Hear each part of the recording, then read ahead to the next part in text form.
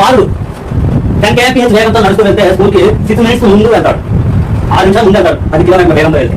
మరి తన వేగాన్ని 2 కిలోమీటర్లు పెంచిందనుకోండి 10 నిమిషాలు ముందు వెళ్తాడు అనమాట. అంటే 10 కిలోమీటర్ల వేగంతో వెళ్తే 6 నిమిషాలు ముందు వెళ్తాడు. 2 కిలోమీటర్ల వేగాన్ని పెంచి నడిస్తే అంటే 12 కిలోమీటర్ల వేగంతో నడిస్తే 10 నిమిషాలు ముందుగా చేరుకుంటాడు. అయితే S1 10 kmph, S2 మరి 2 కిలోమీటర్ల వేగాన్ని పెంచమన్నారు అంటే 10 + 2 12 kmph. ఇక్కడ 6 నిమిషాల ముందు 10 నిమిషాల ముందు T1 = 6, T2 = 10. మరి రెండు కూడా ఒకటే కాబట్టి మనం ఏం చేయాలి అంటే తీసివేయాలి, మైనస్ చేయాలి అంటే 4 kilometers 4 minutes.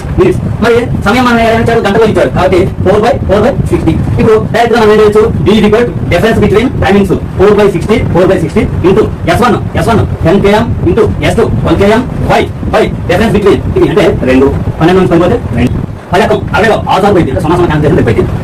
12 2 సార్లు పోయింది, 2కి క్యాన్సిల్ అయిపోయింది అంటే మిగిలిన 4 కిలోమీటర్.